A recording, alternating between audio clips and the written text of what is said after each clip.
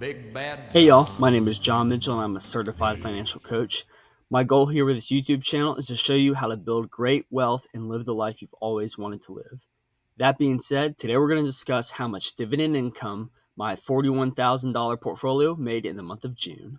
Before we jump into the numbers, we need to remember why we're here in the first place. So as you've seen in my previous videos, my goal here is to be able to live off of my dividends in the future and retire as early as possible. To be able to retire, we need to make sure that our cash flow that we bring in every single month is as large as possible, of course, ideally, right? But my goal is somewhere around the $10,000 a month target range. Now, the challenge is if I want to retire, this $10,000 can't come from me working a job every day. It has to come from an asset. And that's where this dividend portfolio comes in. By growing this dividend portfolio as big as we possibly can, our goal is to be able to bring in, on average, $10,000 a month so that I can live passively on these dividends and not have to work a job for the rest of my life. All right, y'all, here's the tracker for my portfolio. Kind of reorient you to it in case you forgot how it looked. First, we have the overview sheet where it has all the generic data. And then I have it split up into my taxable brokerage or my bridge account on the top. Then it has the stocks in my Roth IRA in the bottom. Next, we have our income sheet. This shows the monthly income that we receive per stock every single month. Then we have a little bit of a data sheet. This data sheet is to project how much dividend income I expect to make in the future, as well as project portfolio value. And then this is just the chart of the data you saw on the previous slide. So jumping back to our overview. So if you remember, our strategy is to own stocks that yield at least 4%, as well as grow their dividend by 10% year over year. So with that, what we learned last time was that just because the yield, let's see in this column J here, just because the yield on my brokerage, which is Fidelity, shows these numbers here, doesn't necessarily mean that's how much I'm yielding. So if we look at CM, for example, this is the Canadian Imperial Bank, we can see that the yield that I actually have is 9%. Now, the question you're probably asking yourself is, how is that possible? How can the stock on the brokerage say you're yielding 4%, but John, you're yielding 9%? And the answer to that is cost basis. So we learned in one of my other previous videos, back when the stock market was crashing in April, that if you buy stocks low and hold on to them, your cost basis is really low. So what that means here is my cost basis for the stock is $42.79. So actually, I bought the stock during COVID. That's why my cost basis is so low. It was like March or April of 2020, which was when COVID was at its height. So that's when I bought this stock, and that's why my cost basis is incredibly low. Now, today's price is $71, so that's a difference of almost $30, or just over $30, or just under $30, right? So that's how much per share I have 54 shares times 30 some dollars is quite a big difference in cost value, which is pretty awesome. So that means instead of all my shares being $71 and earning 97 cents a share, my shares are averaging at $42.79, earning that same amount, which is awesome, which is why my yield is so much higher than the average. So kind of breaking down some of what went on, really there wasn't anything much to shout out about in my taxable brokerage. The real big numbers were down in my Roth IRA, which is where I saw the biggest income increase. If we can see my estimated income for last month, I'll just highlight this column here. In column K, was $505.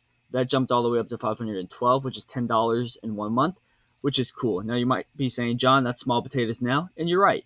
But the intent here with this asset is to grow it more than just 1 year or 2 years or 5 years. It's to grow it 20, 30, 40 years so that by the time I'm 50 or 60, I can live off these dividends. And we'll get to that in sheet after next. If you haven't already, go ahead and like this video and subscribe for future content, as it really helps me know what y'all like to see and want to see in the future. Now into my favorite sheet, the monthly income sheet. So once again, just to show you, my taxable brokerage is here on the top, and then my Roth IRA is here on the bottom side. I have them separate because for my taxable brokerage, I show my dividends after tax because it is taxable.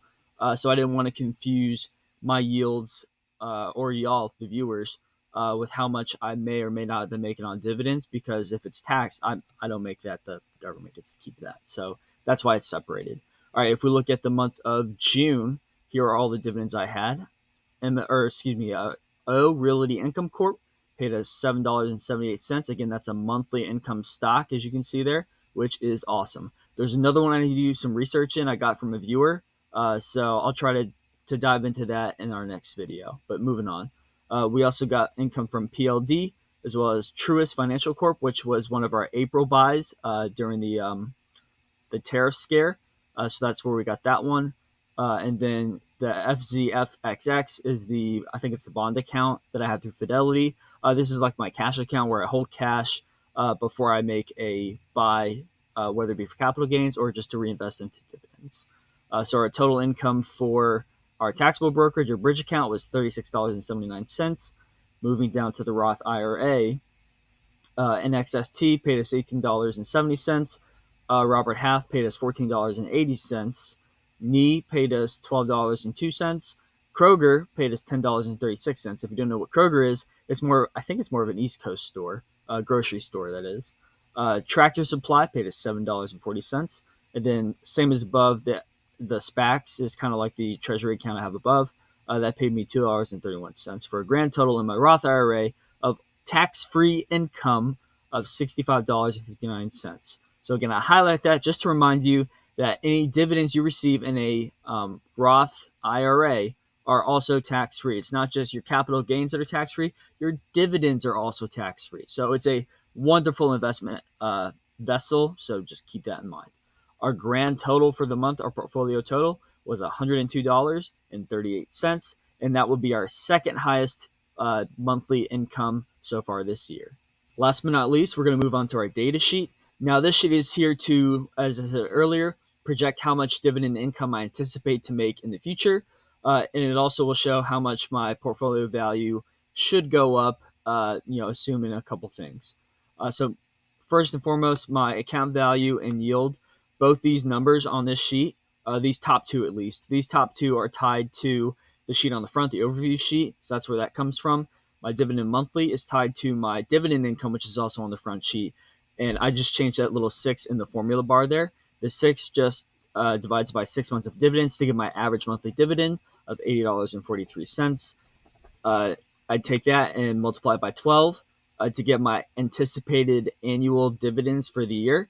And then I anticipate a dividend growth of 10%, which, as I said earlier, is an assumption. It could be more, it could be less. But as we go through year over year on this, you'll be able to see how much that changes. All right, so with this, the real goal here is to show how soon do I think I can retire just on dividends based on my anticipated goal of approximately $10,000 a month in dividends. So if we scroll down to year, should be 22. Yep, year 22 is our money year. That year is the year we break $10,000 in dividends. At that time, our portfolio value will be approximately $432,000 and will be yielding approximately 29%. I hope from this video you can tell how much value I place on dividend stocks. For me, as an active duty service member, it's really challenging to build an asset like this because during trading hours, I'm usually at work. And again, whether you're active duty military or just working a regular job, you probably also are at work too. And usually trading stocks during work time is not always allowed or not usually allowed.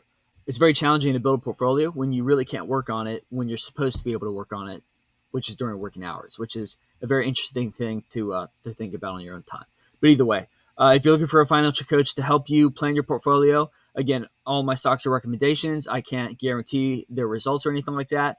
But I do research on my end. I'm always learning more things to look into every day, and will always make changes or updates that will benefit my portfolio in the long run. Other than that, I love each and every one of you, and I'll see y'all in the next video.